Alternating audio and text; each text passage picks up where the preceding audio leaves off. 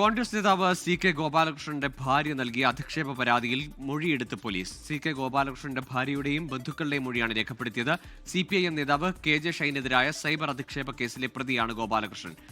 റാഫി കരീം ചേരുന്നുണ്ട് വിശദാംശങ്ങളുമായി കൊച്ചിയിൽ നിന്ന്. റാഫി, സൈബർ അധിക്ഷേപം, അതിന് പിന്നാലെ ഈ ഗോപാലകൃഷ്ണന്റെ കുടുംബത്തിനും ബന്ധുക്കൾക്കുമൊക്കെ നേരെയും വലിയ ആരോപണങ്ങൾ, സൈബർ ഇടത്തിൽ അധിക്ഷേപം ഉണ്ടായിട്ടുണ്ട്.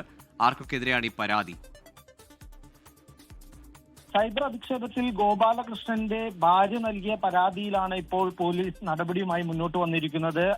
സൈബർ പോലീസും ഒപ്പം തന്നെ പറവൂർ പോലീസുമാണ് ഗോപാലകൃഷ്ണന്റെ ഭാര്യയുടെയും ബന്ധുക്കളുടെയും മൊഴിയെടുക്കുന്നത്. ഗോപാലകൃഷ്ണന്റെ വീട്ടിലെത്തിയാണ് മൊഴിയെടുക്കുന്നത്.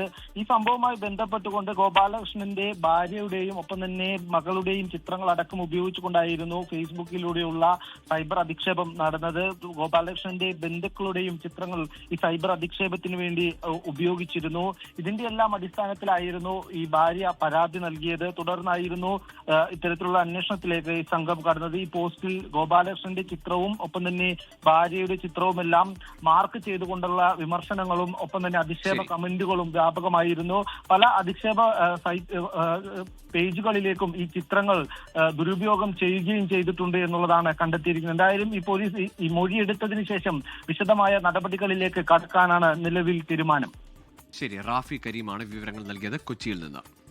ലോകത്തെവിടെയായാലും ഏത് സമയത്തും 24 വാർത്തകളും ഓഗ്മെന്റഡ് റിയാലിറ്റി പാക്കേജുകളും എക്സ്പ്ലെയിനറുകളും വിശദമായി കാണാൻ ഞങ്ങളുടെ യൂട്യൂബ് ചാനൽ നിങ്ങൾക്ക് സബ്സ്ക്രൈബ് ചെയ്യാം.